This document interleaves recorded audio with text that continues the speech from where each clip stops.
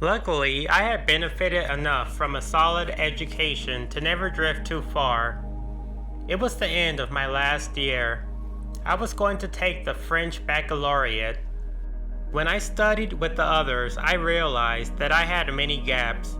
I needed a miracle to pass. And this miracle happened one night in June during my sleep. Hey Margie, the subject on the box, it will be Montesquieu's Slavery of the Negroes. The next morning, I called my mother, who called God, who in turn sent his message to the examiner. Each time that I asked my mother to pray for me, my wish was granted. Do you like the 18th century? Yes. Do you like Montesquieu? Yes. You have 30 minutes to prepare Slavery of the Negroes. I got a 17, the best grade in school. Then came summer. To be truthful, I wasn't making anything by dealing because I was doing it as a favor. So I set out to find some odd jobs. It was sometimes boring, sometimes fun. One day I saw an ad in a newspaper. Cafe Sol is looking for a waitress. 3 European languages required. You speak German, English, and French. That's good. Have you ever worked in a bar? Yes. Good, you start tomorrow. But watch out, the customer is always right. Cafe Sol was located in the best neighborhood in Vienna. I was paid decently, but it wasn't always easy with the customers. Sometimes I really wanted to slap them. The customer is always right. The customer is always right. Nonetheless, I had an ally. It was Svetlana, the Yugoslavian chef. What's the matter, sweetie? Some moron pinched my butt. Tell me, what did he order, this son of a bitch? A wiener schnitzel. God forgive me. There, justice is done. She really made me laugh. Thanks to her, I was able to work there without having to injure a few men where it counts. I was so busy I didn't notice when the start of the school year arrived. Marjane Satrapi, the principal wants to see you. I saw that you had the best score for the French bac. All my congratulations. Thank you, sir. Have a seat. If you will, the usage of certain substances does not have the same effect on everyone. In certain individuals, it can lead to deplorable consequences. Let me explain myself. We have a real problem with the consumption of cannabis in this school. Whoever procures it for the students of this establishment could be severely punished. You are intelligent, and I trust I won't have to speak to you about this a second time. No, you won't have to. Remember, yourself, Satrapi, I'm counting on you. Yes, yes. I was very scared. It was the end of my career. Admittedly, I wasn't selling drugs anymore, but I had started taking more and more. At first, Marcus was very impressed. Another one? You're too strong. Then he started to lecture me. In the name of God, look at what you're becoming. And finally, he distanced himself. This decadent side, which had so pleased him at first, ended up profoundly annoying him. I should say that I was smoking too many joints. I was constantly tired, and I often fell asleep. The definite integral of function f on Marjane, are you okay? What? Do you feel well?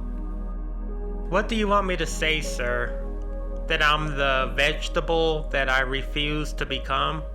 that I'm so disappointed in myself that I can no longer look at myself in the mirror, that I hate myself. Everything's fine, sir. I'm a little sick. I feel very tired. I remained in this state for the rest of the school year, but thanks to the registered letters sent to God every day by my mother, I graduated. By the skin of my teeth, I was relieved. It was 1988. Marcus had started studying theater. I had registered at the Faculty of Technology, but I never went. You don't want to go out? I don't have time. My exams are next week. This same year, I became aware that the president of Austria was named Kurt Waldheim. Through Marcus, I had gotten to know some of the other students. We would often get together at the Cafe Hawalka, where we discussed politics. It's the return of Nazism. It's serious. We shouldn't exaggerate. Waldheim was elected a year and a half ago. If there had been any radical changes, we would have known. How can you say that? We've gone from socialism to Nazism. Personally, I didn't understand this difference. The first time I saw skinheads was in 1984. At the time, I didn't even know what it meant.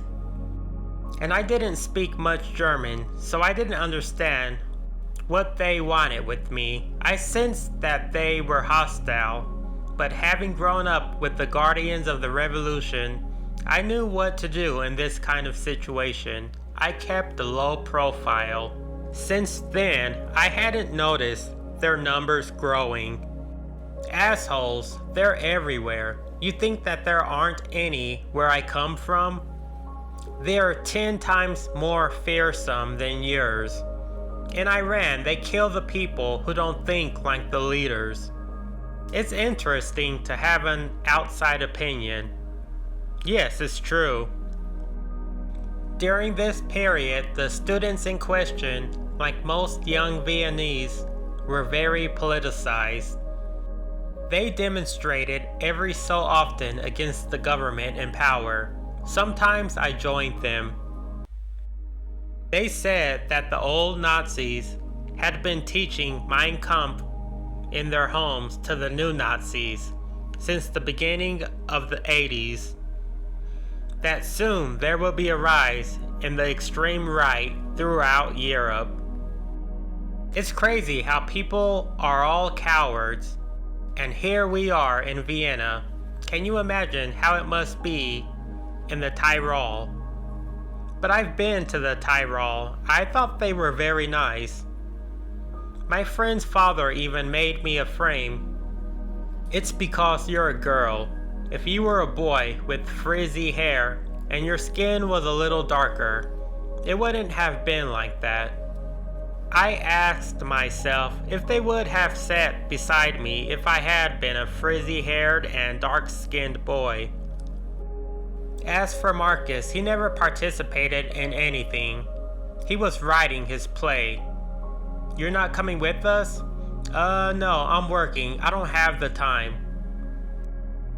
And anyway, it's a waste of time. Waldheim was democratically elected. It was the will of the people. And your conscience? What have you done with your conscience? I write, culture and education are the lethal weapons against all kinds of fundamentalism. We have to educate the people so that they don't vote for the Nazis. Yeah, the intellectuals are too precious to waste their time shouting. Whatever. In any case, it's the cowardice of people like you who give dictators the chance to install themselves. These arguments mark the beginning of the end of our story.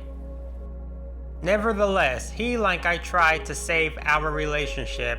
We had been together almost 2 years, the night before my birthday. I've been invited to Grays by a friend. That's good. It doesn't bother you that I won't be celebrating my birthday with you? No, not at all. It'll be good for you. It was good timing after all. Maybe this vacation was going to save our relationship. You're going to miss me, you'll see. Good, I'm going to sleep at your house tonight. My train is at 7:30 tomorrow. Wait, you're closer to the station than I am. If you come over, you'll miss your train. Yes, you're right. When you get back, we'll celebrate together. So I slept at my house, and the next morning, I missed my train. This must be destiny's sign that I should celebrate turning 18 with him. I had an ingenious idea. I was going to surprise him by bringing him hot croissants. Oh yeah, I'm just too cool. I turned the key in the lock delicately, not to wake him, to better surprise him. Hello.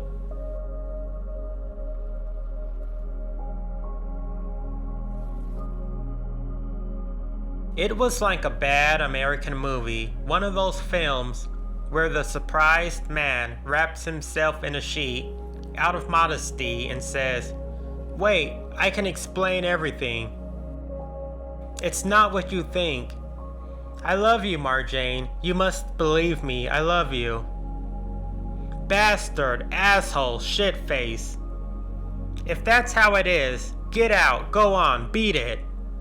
So by order of the traitorous Marcus, I beat it. I never saw him again. My breakup with Marcus represented more than a simple separation. I had just lost my one emotional support, the only person who cared for me, and to whom I was also wholly attached. I had no family or friends. I had counted on this relationship for everything. The world had just crumbled in front of my eyes. Ah, there you are. I lost my brooch. I'm sure that you're the one who took it. Leave me alone, please. Oh no, you can't get away with this. Go to hell, leave. I detest you. I hate you. Everything reminded me of Marcus. This bedspread. It was his birthday present to me. This poster. He bought it for me at the Picasso show at the Museum of Modern Art. His t-shirt. Oh, his t-shirt. Aside from him, who else was sincerely interested in me during these 4 years in Vienna? Where was my mother to stroke my hair? Where was my grandmother to tell me that lovers, I would have them by the dozen? Where was my father to punish this boy who dared to hurt his daughter? Where?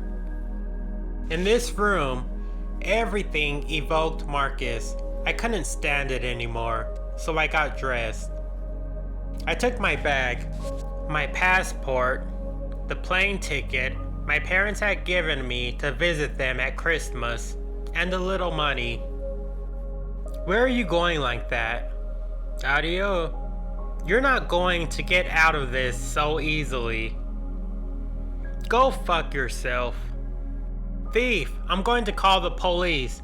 I'm going to do this and that. It was November 22nd, my birthday.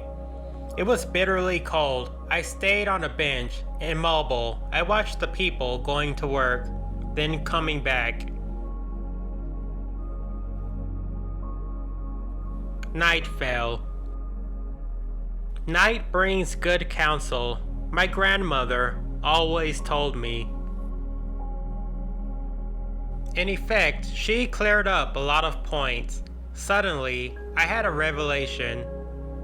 Marcus is a real bastard. All those times when, on the pretext of not finding a parking place, he made me go down into Cafe Camera. He knew that cops came by from time to time on raids. It wouldn't have bothered him if I had been arrested. and the time when his mother meanly told me off. He could have taken my defense instead of sending me home. Not to mention the first time we went out to a nightclub together, when he asked me to pay for gas, and once the gas was paid for, he told me, "What I love about you, it's your rebellious side and your natural nonchalance."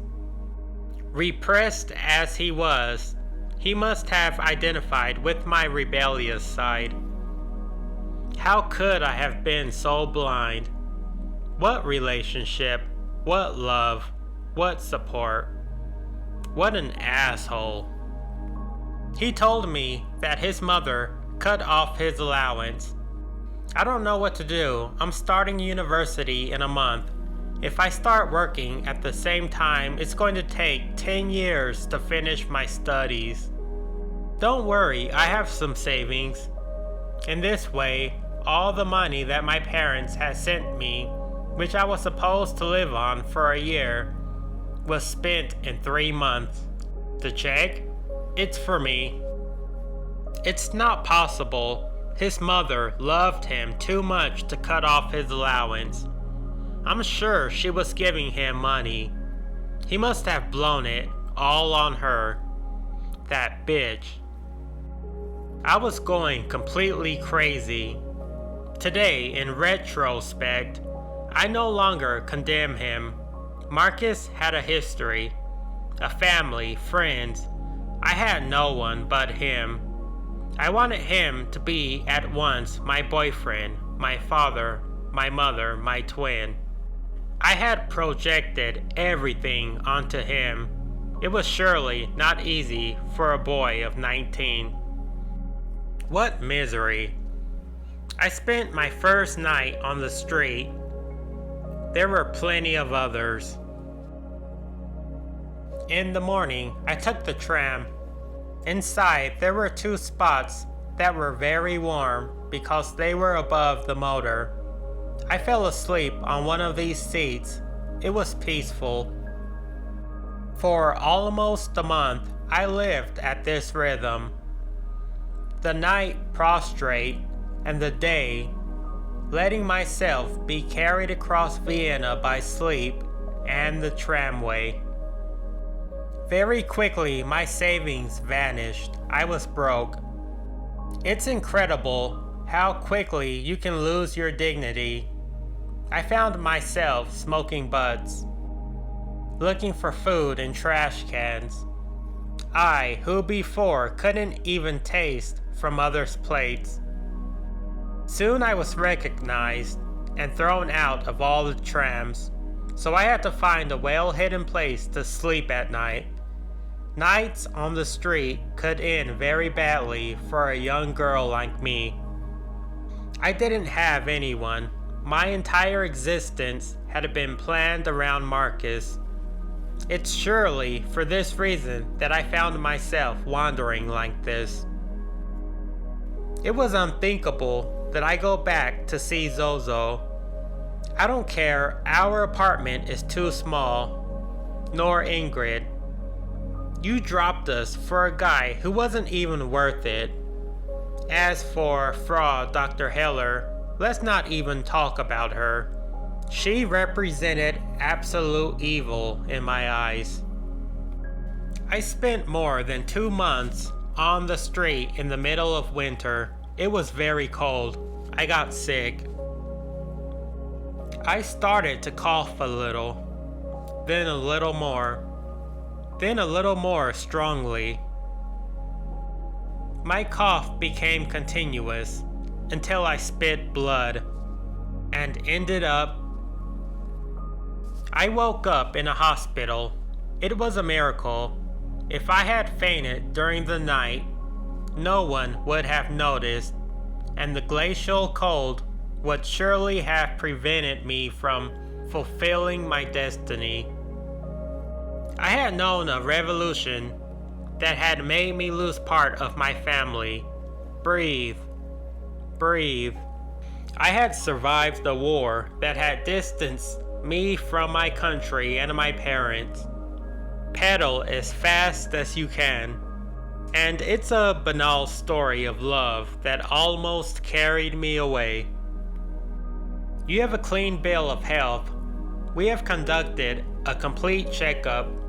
So you had severe bronchitis. Without getting treatment, I forbid you to smoke one single cigarette, and you will put yourself in serious danger. Where do you live? In Iran. In Iran? Yes, well, I don't really have an address in Vienna. Take care of yourself. Can I make a telephone call? I suddenly remembered this conversation with my mother. You know, Zozo owes me 3,000 shillings. If you have the courage, you can go reclaim them. I'll see. Even if it cost me to call Zozo, I didn't have a choice. I didn't even have a groschen. Okay, I'm coming this afternoon. The hospital had given me clean clothes. I was presentable. Hello, hello. Say, you've grown. Where did you disappear to? Your uncle, Masood, came from Germany to look for you. My uncle? Yes, your uncle. He moved heaven and earth to find you. Your parents too. They've already called me 10 times. My parents? Well, what do you think? That you can disappear for 3 months without them worrying? If they didn't have to wait 4 months to get a visa, they would already be here. Look, here are the 3,000 shillings. I'm going to answer the phone. It's for you, it's your parents. My parents? Another miracle had just occurred. My father's voice was soft and soothing. Dad, it's you? My darling, we looked for you everywhere. Can I come back? Of course. What a question. Dad promised me to never ask me anything about these 3 months. I promise you. Here's your mother. My mother's voice was tender too. I am very happy. Mom, please don't cry.